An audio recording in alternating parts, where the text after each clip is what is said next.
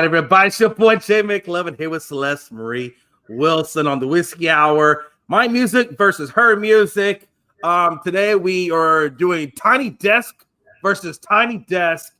And it was weird how that worked out, Celeste. I think I did the Tiny Desk first. I think you matched it. Was that part of your process? Well, you know how I always let you choose first, so that I can match kind of what you're doing and find something to battle it out.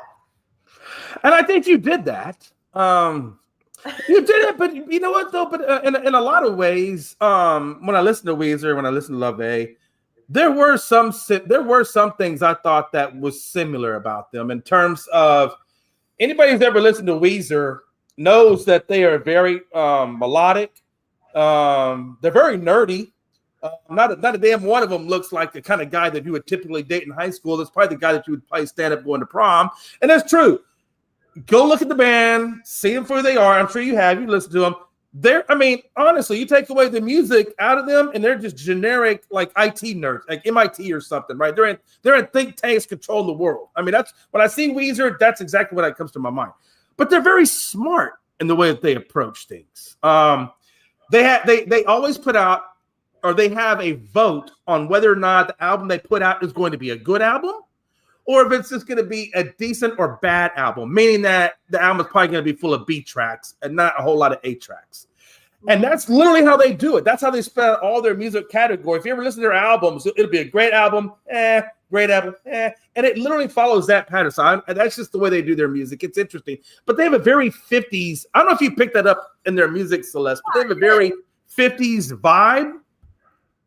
I agree. They do have a very 50s vibe. I've listened to Weezer before. My sister loves Weezer. So I've heard a lot of Weezer in my life. So all the songs I already knew the words to and so on and so forth. But I haven't heard them like acoustically. I actually almost went and saw Weezer. They were on tour like a year or two ago. Yes. And my sister and I almost went to go see them, but then the scheduling didn't work out. And so it was cool to see them live in that kind of acoustic setting. Yes. Typically, when you see Weezer live, at least the time. Now, this only happens when they open, if they're headlining. If they're not headlining, then you won't see this. But if you ever go to see them, try to get them when they're headlining, because then you get the bonus. And every time I've gone, they've always done it. Every time my friends have gone, they've done it. So as far as I know, when they do opening or when they're headlining, they always do this same ritual. And what they do is they come out, everything goes black, right? All the lights, everything goes black. Then the spotlight, only a spotlight comes on, and it's down, and they're down in front of the stage. They're not on the stage, but they're in front of the stage, in between the guardrail and the stage. So they're right there. And they got the barbershop coats on, right? The candy stripe coats. They got the barbershop style hats, and they sing Buddy Holly, the full thing acoustically. No instruments, nothing. Just straight up a cappella barbershop quartet at its finest. And then when Buddy Holly ends, the light goes black again. And then a few minutes later, it pops up. They're on stage. They got their instruments. And then they go to the full thing. But they always do the encore with the electronic version of Buddy Holly. So they started acoustically and they end it. Yeah. I'm telling you, it's really cool. If you watch their show, Celeste, when you see them on and pretty much anything they've ever done, it's very, very meticulously produced. Like everything has its place. Everything has to be point on. A hair can't be out of place. I mean, it's very, very well produced. And this is the first time that I saw them when I was trying to figure out who to send to you. And I started saying, I don't know if I've ever heard Weezer acoustically. Let me see if they got anything out there. And that's why I found Tiny Desk. I'm like, damn, they did Tiny Desk. And when you listen to that, that Tiny Desk, by the way, was very, very recently. That wasn't something that they did like a while ago. That was actually not too long ago, because one of the songs on there, I think it was the third song, if I'm not mistaken, Pinkerton. It may be Pinkerton, but I know was on their last album, which is the Black album, which just got released not even that long ago. So it's that concert was actually pretty recent. Yeah. What's that? Yeah. I'm pretty sure that's what they were on tour for when Lisette and I were trying to get those tickets. Yeah, no, they're more expensive when you see them headline. Well, it depends, because if they're not headlining, then they're going to be. Yeah, no, they're expensive. Actually, it probably is cheaper if they're headlining, because if they're headlining for somebody else, that's probably going to be a big one. So you're probably going to be paying hundreds if you want to get down the front anyway. Which I've always said, if you go to a concert, Celeste, if you're in the back, you're not really at the concert. You're just in somebody's backyard listening to it live. That's the way I view it. What if I only get the tickets far away, so I can sit out there like this and be like lord over them. Really hear everything. But couldn't you just go sit on the top of your house and pretend that they're down below you, or put the TV? I don't know. I'm thinking some weird stuff. Don't worry about it. I don't know. If I'm sitting on top of my house, I'm just hearing like cicadas or something. Gotta love a cicada. Yeah, High as a Kite was a song I was thinking of. It's on the Black album. Pinkerton was from a different album. I apologize. And they also did Across the Sea. Across the Sea was on the Pinkerton album. And Long Time Sunshine was actually a Rivers Cuomo cover that they did. So those types of songs that you were hearing at the Tiny Desk, you don't really hear them. They don't play those songs. Like if you go to concerts, the chances of you hearing any one of those three songs at a concert would be very not likely. Maybe you might hear High as a Kite because that is off their more recent album. Maybe Living in LA because it's off their more recent album. So you probably could hear those.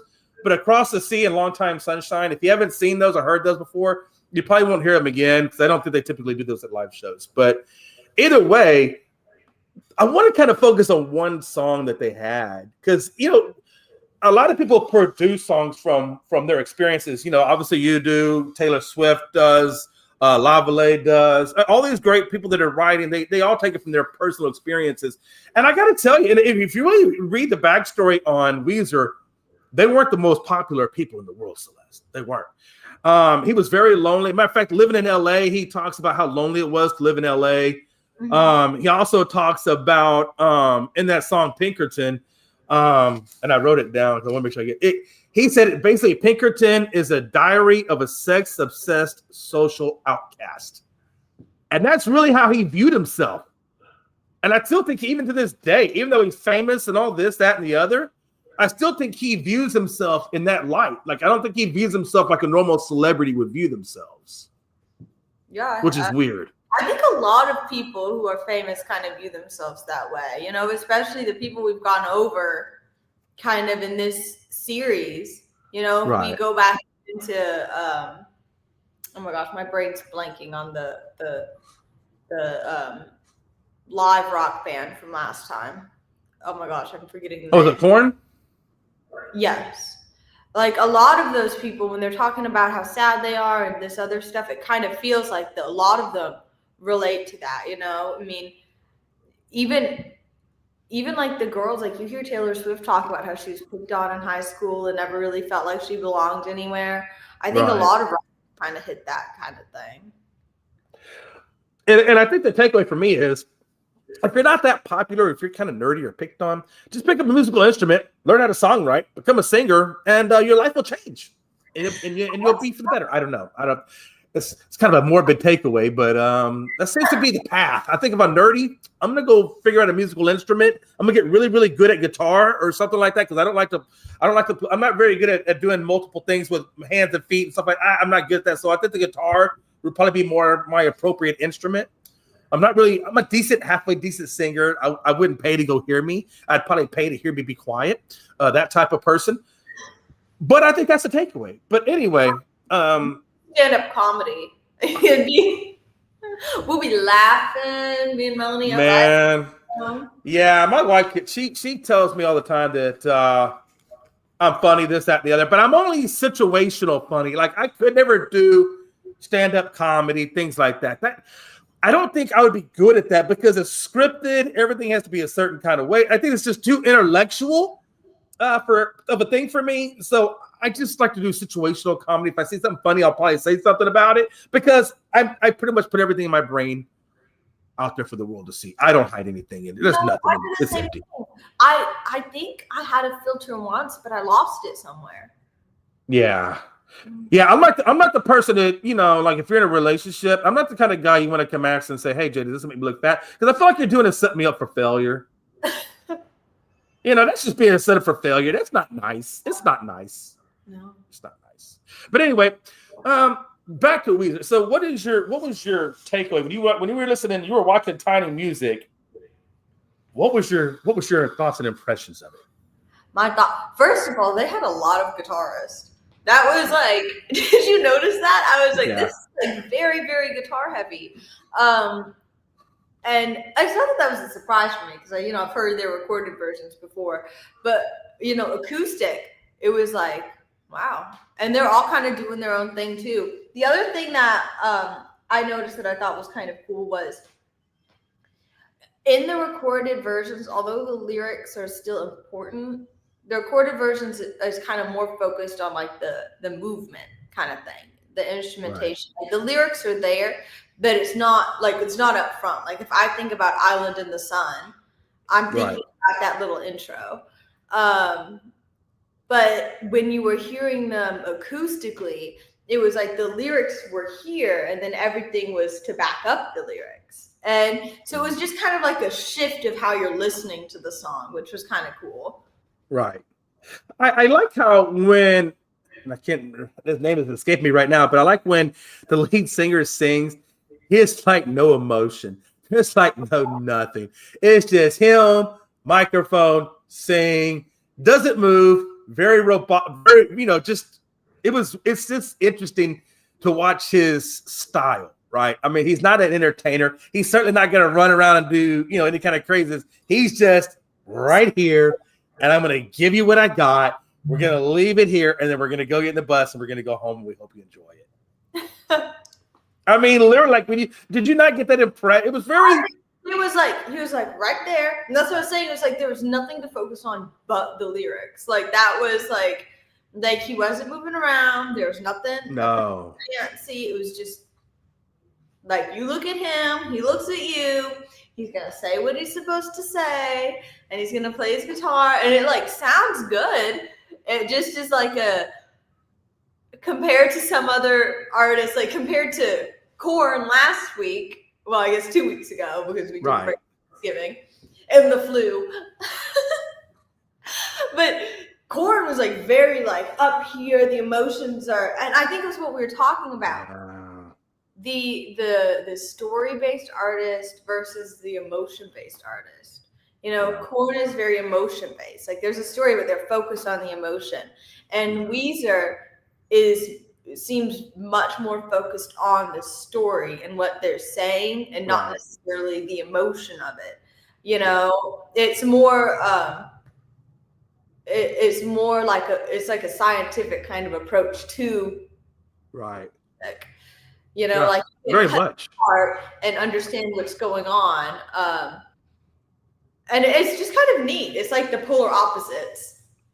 Oh, it's extremely polar opposites. And again, they didn't have no click tracks in their ears. They didn't have no monitors in their ears. There was no, no equipment. It was literally just they're playing instruments and a microphone, and then you have what you got. And that's what I like about it. And that's what I like about these types of tiny dances and things, or tiny desk concerts, is this very, very, here it is. We're not going to give you all the fluff. Laboratory type material. And I like it. I think the stripped down version of a lot of this stuff. And I think really once we talking about Laufey here in a minute, you'll hear a lot of her stuff. Very, very stripped down, but very, very powerful too. And it's not like when you watch Tiny Desk and you listen to Weezer, the storytelling is literally in the song. He doesn't do like a lot of setup for the song. It's just, but you can follow the song pretty easily and figure out what he's talking about, Right. And but it's interesting. But yeah, going into La Vallée, that was an interesting one for me. I didn't know, I'd never heard this person before in my life. I had no idea what she's about. Didn't do any research on it. Just hit play and find out what we got. And at first I was like, oh man, she's got me listening to opera. I was like, I did not see this in any way, shape, or form coming this way. But you know what though? But I tell you, these are some of the things I wrote down about it.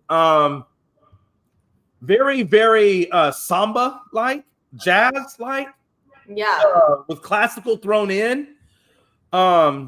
And then I when I researched some of the things that influenced her, she said bossa nova, and I didn't even know what bossa nova was. I said, let me go Google what bossa nova, because that sounds like a bossa the bossa sauce that I get at Wild Wings sometimes. But let me go Google this. Hold on. So Jay's over here Googling bossa nova, and it says samba jazz like, or it says it's relaxed. It's relaxed samba. That's what I wrote down on here. Relaxed samba. And it has a very, and it does. It's very, her music is very calm. It's very syncopated. If you are having anxiety throughout your day, I'm not lying to you. Just sit down at your desk, put on your laptop, put in some La Valet, and then just sit there. And I'm serious. This is exactly what it was. This is my experience. So let's watch this. I'm not lying to you. I'm just at my desk like I am here. I got my earphones on. I got YouTube. I'm playing it, and I'm just like this the whole time. Didn't move. Did barely breathe. But I was so like, she sucked me in. Like, you ever seen Star Wars? How when the ship gets too close, it gets to the tractor field, and they're. That's what I felt like. Like I was so sucked in the moment. Like I was clear-headed. And then when she stopped, her little hands came up off the keyboard, and they did like this little number, or something like some variation of this. Like she just came off the keyboards, and magic was still coming out of her fucking fingers, and that was just her way of putting the pixie dust back on the keys. It was weird. She did it every time. Every time I watch it, every time. And then it's like when the song was over with, it was just like, why? And then she did, and the crowd is over here, and she's looking at the keyboard. Then she did one of these numbers. That was that song. And it was just very, even down to the way the girl was dressed with the long pigtail earring or with the bows that went down to her navel. I mean, they were long bows. She had the little church dress on. Like, this girl looked like the picture perfect person that literally jumped out of any kid's whatever and just like a little doll. I mean, was she even a real person? I mean, and her voice, oh my God, her voice was so rich. It was very smooth. And she could go to the high ranges with no problem. No, she just flips. She just is like, and now I'm doing this. I mean, it was interesting. I don't know if I've ever seen anybody naturally go high like she does. And it wasn't like a straight high. It was a natural high. Like she was singing, like say she was singing a middle of the road note, but her high range was just as easy. I mean, it was very, very tranquil. Low. And so go ahead. Oh, and then she gets like super low when she sings too. It's like she just like climbs up, and it's like yeah, it was interesting to me. And it's just, I think everything that and then she had that little string quartet, and also she's a trained. Here's what I didn't know, but it makes a lot of sense now why she went the direction she went. Because before she was a singer, she was part of the Icelandic Symphony Orchestra, and she played cello. That's really kind of how she got her start, was with the symphony, and then and then she kind of went her own way. But she always stayed very, very true to the classical. You can tell she's a very classical person. Like she's more classical, but you'll throw in some samba and some jazz along with it. But she's very classically oriented. And the last song I think she sang on there, she took Chopin and another conductor, took their music and basically put it into like a modern day form. And that's how she said her goal was to blend classic music with modern form music. And then that's the product that she puts out. Right. Which even if you listen to it, it's very spot on. Yeah, I mean, that's exactly what you get. I was like, I thought she would be because I feel like Weezer, they both have fusion sounds. Right. But they're not the same fusion sound, but they both have fusion sounds. So right. I thought that would be cool. And then the other thing was, Weezer was very much kind of staying in one spot. And, Laufey is very much the same way. Like she's sitting at the piano and there's no like head thrown around. There's none of that. She is sitting there and she says what the song's about and then she plays it.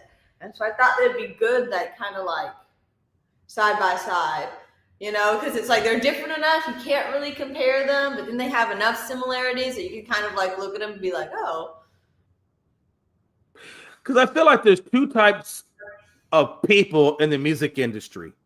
There are performers and art, or performers slash artists, and then there's entertainers, right? So if you take an entertainer, strip them down, you know, you may not have as much quality there. You may not see them as the same way. One that comes to mind would probably be like take for example, Madonna. Just take Madonna, right? Great songs, all built on choreography, things like that. But I don't know that.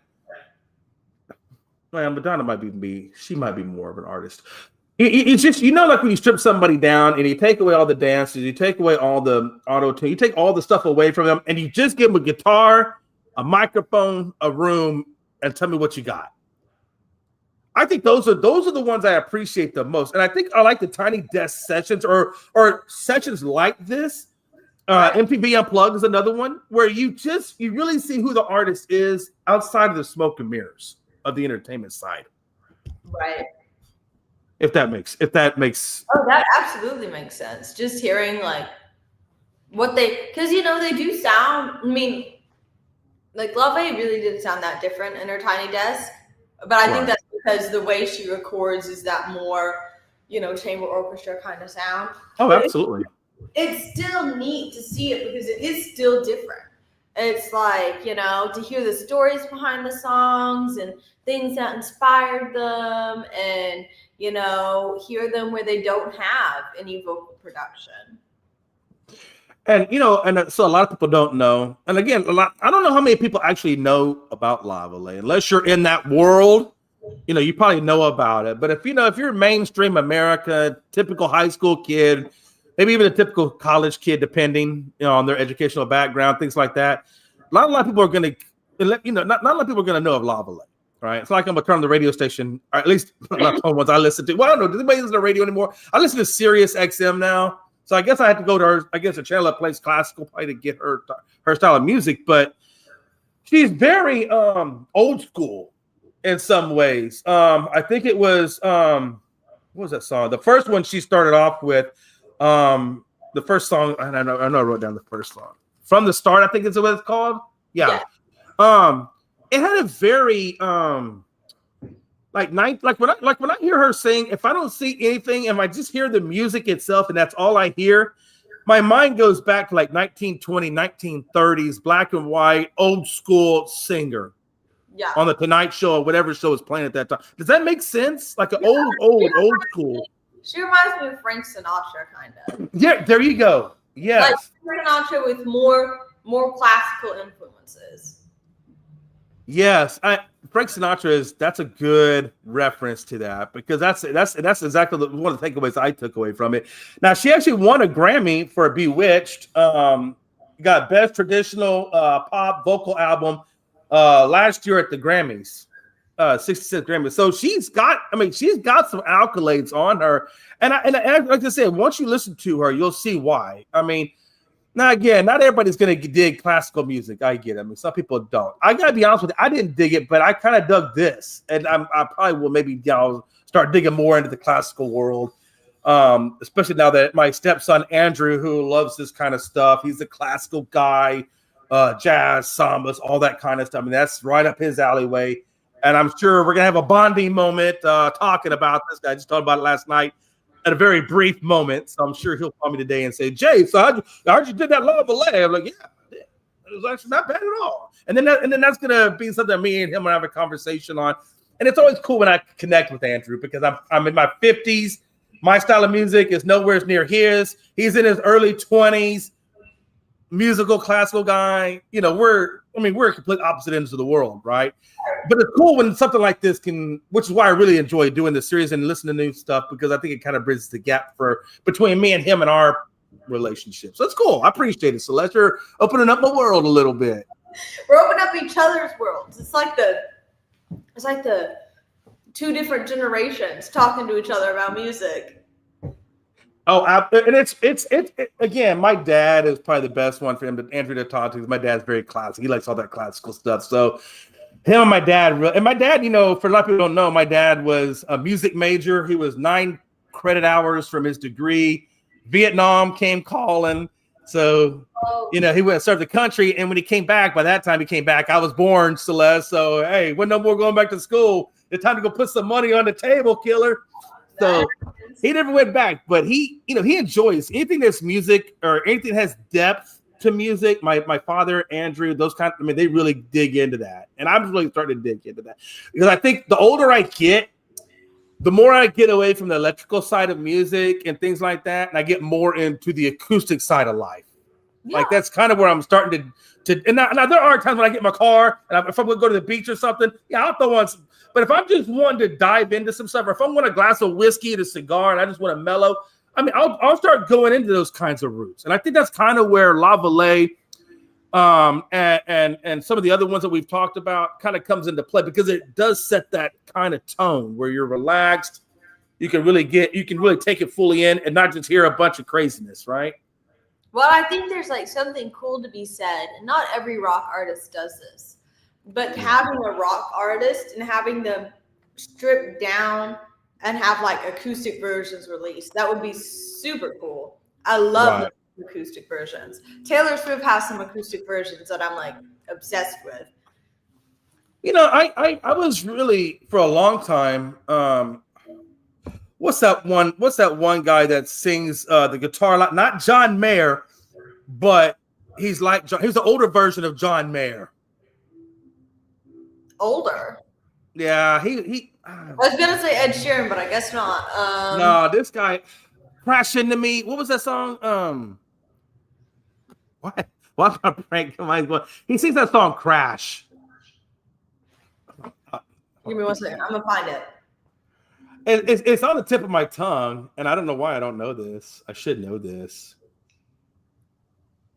Crash Into Me, the Dave Matthews Band. There you go, Dave Matthews. Thank you. Now I can go on with my life. Yeah, Dave Matthews Band. When you listen to Dave play, the way he works, it's all acoustic driven, right? I don't know if I've ever heard him play an electric guitar. Anytime I've ever heard Dave Matthews, it's always been on an acoustic guitar. But just the way his riffs are, his chords and everything, I mean, it's very, very, to me, it looks very complicated. I'm not a guitar player, but when I watch him work the neck and the way he's working the strings, I'm like, man, that looks like some intense stuff. And I don't know how many people actually cover Dave Matthews on the acoustic. I don't know if I've ever heard really too many people cover him acoustically. Dang. But do you know, have you heard Dave Matthews? I'm sure you've listened to his stuff. So. Let me look at what his cover photo looks like again so I can see. Let's see, Dave Matthews. I don't know if I have. Good. Don't do it yet. That might be for next week. Dave Matthews is another really, his older stuff is really good. Like I said, he I like John Mayer too. I think John Mayer is an incredible musician. I do. He's not the masculine musician that we're all accustomed to, right? But the guy could play. I mean, he could play a guitar and he's got a great sounding voice. Like right. Literally. Like it's, and I appreciate that. Like, again, those are the artists. Those are the ones that write their own music. I appreciate artists who write their own, like Laufey. She writes her own stuff. Taylor, I didn't know Taylor wrote her own stuff, but that's awesome to see that she writes her own stuff. But I think that's one of the things I say. I think it separates, from people is the fact that if you can write your own material, because then you're getting your masters, you're getting all your royalties, you're getting all that, right? You are, and you just don't. Not everybody. There is also like a huge push in the industry to not write your own songs, which is weird, but it's like almost every time I meet with a record label, the first thing they want to do is for me not to write my songs. So really? All those artists, it's not like they're choosing, it's like they're fighting to write their own material because the industry doesn't want them to. And I wonder what the reason behind that is, though. I think it comes down to the percentages and who's getting paid. And if they have all these people they hire to write, they want to use those people. And they don't want to have somebody who hasn't won awards yet, whether or not they are or are not good, writing for themselves. And then some of it, I think, is, if you have a voice and you're in control of your brand, there's no way for somebody to manipulate you. But if Right. they get you where you're like super skinny and not healthy and you don't have a voice or a way to talk to your fans or this or that, then all of a sudden they're in control and you're not, kind of thing. Yeah, no, I agree. This one lady, I guess she wants to join our live stream, and I said, "Listen, people, if you want, you shoot me a DM." Just ringing the show, but no, hey, if you want to be a guest on the show, just shoot me a DM. I'm all over Facebook. You can find me. Shoot me a DM, and we'll talk.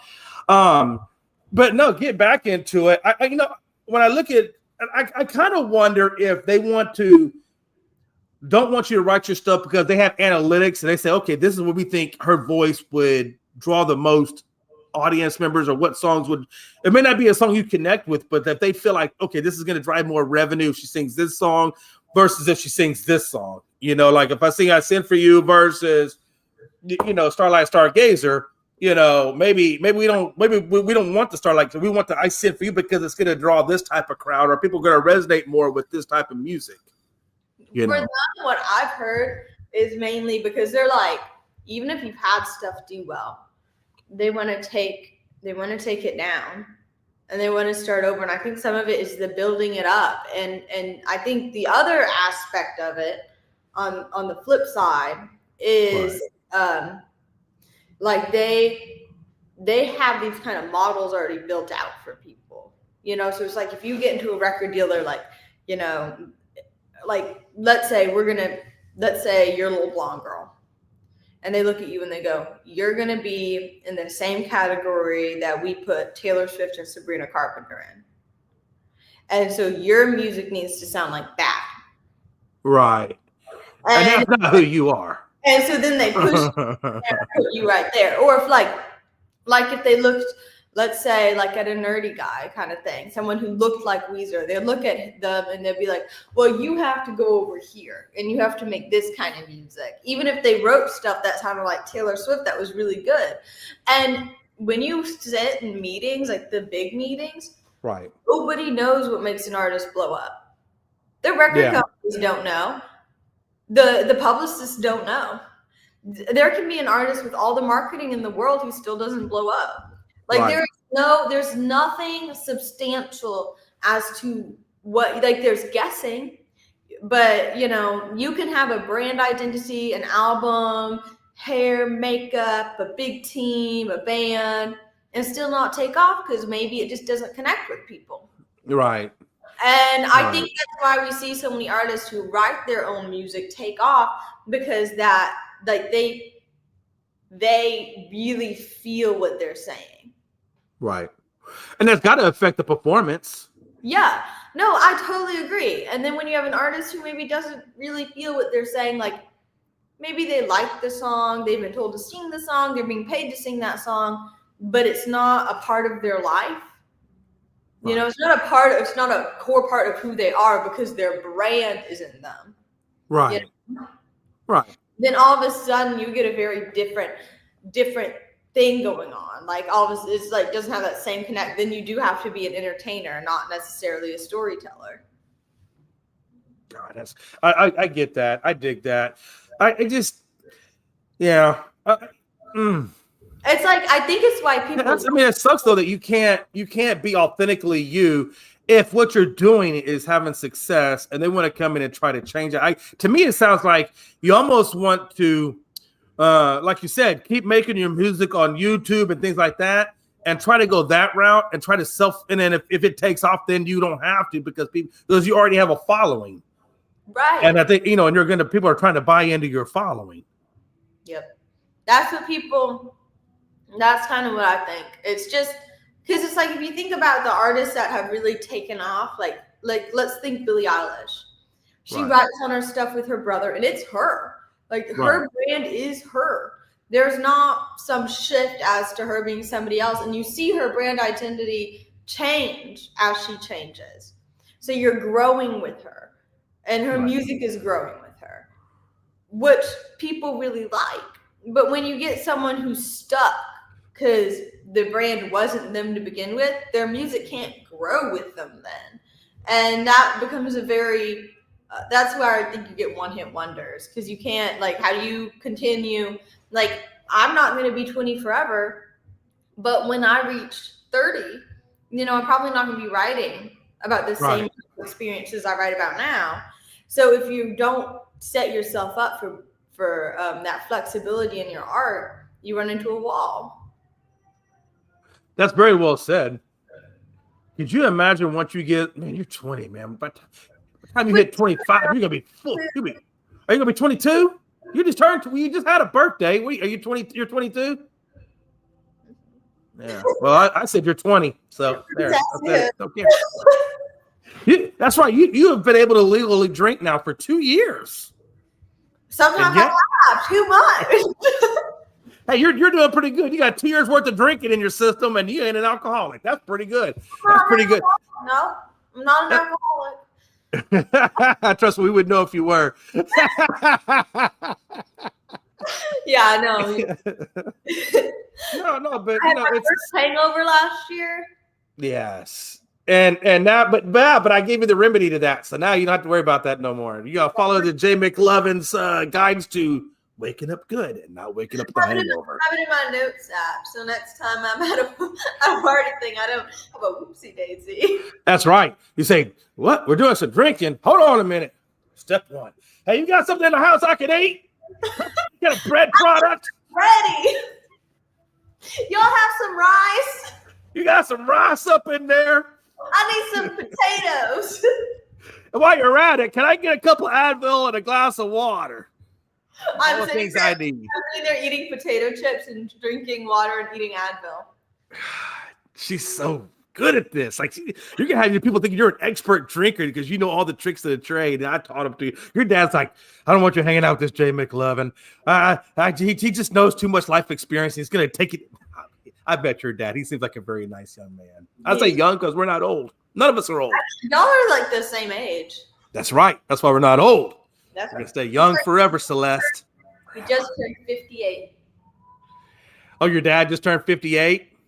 He's got me by a few. He's got me by 5 years. So he was born in 67. Mm-hmm. Yeah, good time. That's actually one of the best years for the Mustang. My favorite year for the Ford Mustang was a 68 Fastback. But really? Yeah, man. I'm an old school Mustang guy. Old school Mustang guy. But they're expensive. They weren't expensive back then, but if you want to get one nowadays to upkeep them, it's a lot of entertainment money you're gonna spend when you own a Mustang. I'm just saying, you're gonna spend money. But that's a story for another day.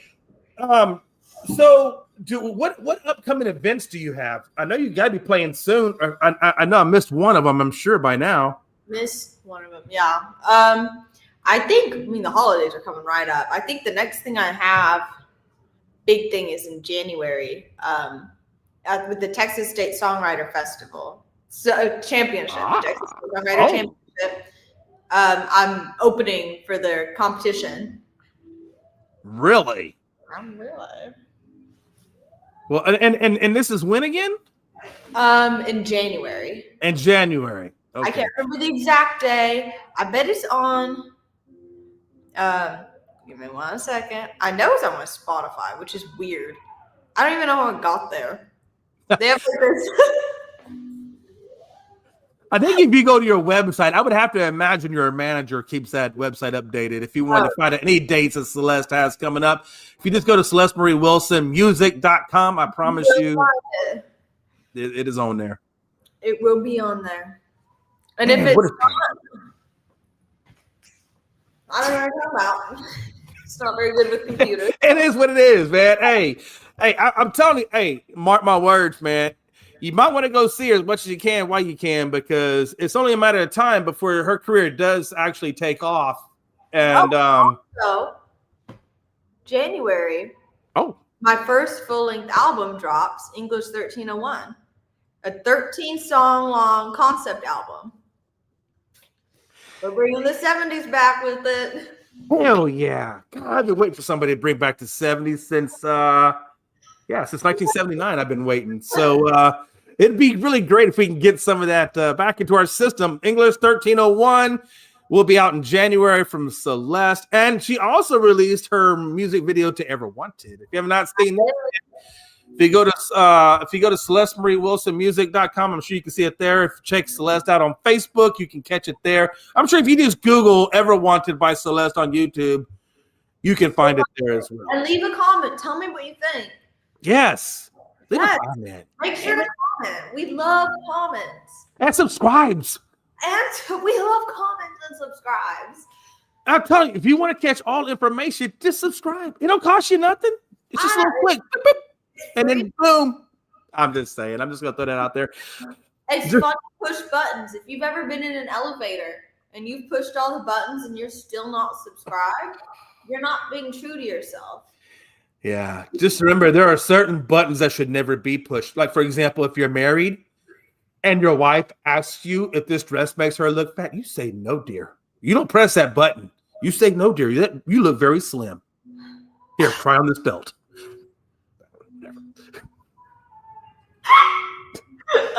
Jay.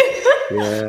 Don't worry. She's working right now. She's got a bunch of kids hanging on her. So my wife is very beautiful. I am a very lucky man to have her. Look at me. Oh, she's very pretty, very talented.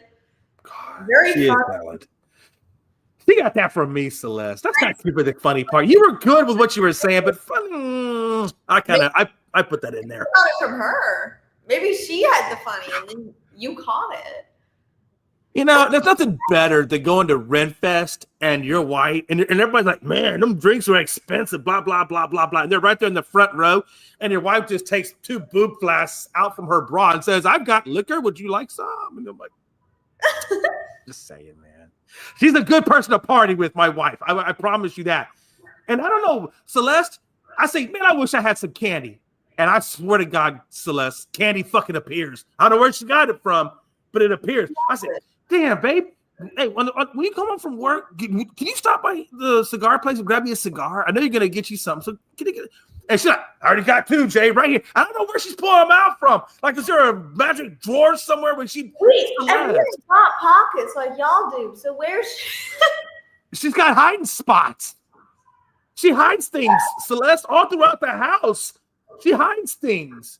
Like, I'm like, it's like an Easter egg hunt at my house every day of the year. I'd be like, that's interesting. The hell did a bag of fucking sour candy get on top of my ceiling fan? Not the blades part, the center part, the part that doesn't move. So it just stays there. Yeah. And then I got the bright, watch it, Celeste. I got the bright idea. I said, you know what? I know Melanie been shoving them clothes in that drawer forever. And a damn one of them things folded and they don't look like they're organized. Let me just go in there and help her out. So I got this idea. I went in there. I folded up all of her clothes. I got to the top drawer. I started from the bottom, worked my way to the top. By the time I got to the top drawer, which is where the unmentionables are, was 3 bags of candy, 2 cigars, and some peppermints. And I'm like, the hell? So she comes on and said, babe, why is there like a pantry in your top dresser drawer where your unmentionables are? Oh, you found that, did you? Maybe you shouldn't go in there and organize my things, Jay. She gets mad when I Celeste, I organize everything. I go through her makeup drawer. I organize everything. I don't do it anymore because she threatened divorce if I did it again. And so I said, okay, I won't organize no more. I'm a very OCD person. Everything has to be everything has to be in its right spot. Like when I went to your house, I saw your mom's refrigerator had to magnetize it. And I'm like, I want that. That looks super organized. Jay, we need to go on an outing to the Container Store. Man, look, you take me to the Container Store. I mean, that can be bad. Oh, that can be so bad. So naughty. He's so naughty. We need to go to the Container Store together, and we need. Don't threaten me with a good time, but I'm saying the Container Store. Yeah. That's Christmas. I love the whole organizational thing. I dig. If it's organized, I feel good. Okay. I feel good. If I'm organized, I feel good. If I'm disorganized, I feel like I need to get organized. So I go through this manic stage of organizing everything until everything's just right. And then I feel good again. Well, I'm the opposite. My life is a hot mess. And I have to organize it because if I don't look, Jay, I don't know if you've ever gotten this from me, but I got a little bit of ADHD. And I'll start a task, get halfway through it, and forget to finish it. Because I got another thing I want to go do. And so my mom growing up, she did everything she could. She was like, we got to learn how to put our laundry away. And I was like, and I'd start folding my laundry. I'd get 4 shirts in, and I'd be like, I need to feed my dog. And I'd go feed my dog, and I would get this stuff out to feed my dog, and I was about to feed my dog, and I'd go, I'm kind of thirsty. And I'd go get a cup to go get water, and I'd get to the ice, and I'd get ice in it, and I'd go to get the water, and I'd put the cup down for a second, and I'd go, oh my gosh, I need to get my socks out of the dryer. So I'd go get my socks out of the dryer, and I'd get the socks in the bucket, and I'd go to take the bucket to my room, and I'd put the bucket down because it'd be like, I need to go get the mail. And I'd be No, that's how it's funny you say ADHD because I don't have ADHD. I have ADD. I am a very hyper person, but I'm so hyper that I'm hyper focused. Like when I get focused and then I plan, okay, I know I got to get X through Z done today. Let me prioritize. Okay, I'm gonna start here. Like, so for example, if I'm gonna clean my house, right? Right. I start upstairs at the far right corner, which is my office. Then I go all the way down the hallway until I get to Mel's office. So that gets the whole upstairs. Then I go downstairs and I work, and I just work every day. I work inside until I get all the way to the back garage door, and then I know I've touched every surface but I'm very hyper focused all along the way. Very hyper focused, right? Melanie she got in the hyper focus one time, and I almost took her out. I said, "Listen, when the vacuum cleaner's coming down the hallway, you got to get out the way." See, for me, I can hyper focus, but I've got to. It just happens sometimes, and it's very specific things. Like I have these gates that I've put around my piano because what will happen is if I'm going to do anything, I always end up at the piano, hyper focused on writing a song. I could be doing the dishes. I'll get halfway through doing the dishes. I'm like, I need to write right now. And then I'm sitting at the piano, and I'm super hyper focused on the piano, but it's like the house could be on fire and nothing else could on. The ceiling could fall through, and I wouldn't notice. And so it's like, I wanted to ask you something. Since you brought up the piano, there was one thing in my notes I didn't ask you about, and I wanted to kind of get your thoughts on it. In her song, I want to say it was the very last song. It must have been California and Me. When she did California and Me, she said that when she got her first baby grand piano, that when she wrote that song, that it came out very, very differently. Or that album, when she did that album, it became very different from all the rest of it because she went back to her classical roots. And that's what that piano did. It kind of brought her back to that classical roots. And then she kind of went that classical thing on her latest album.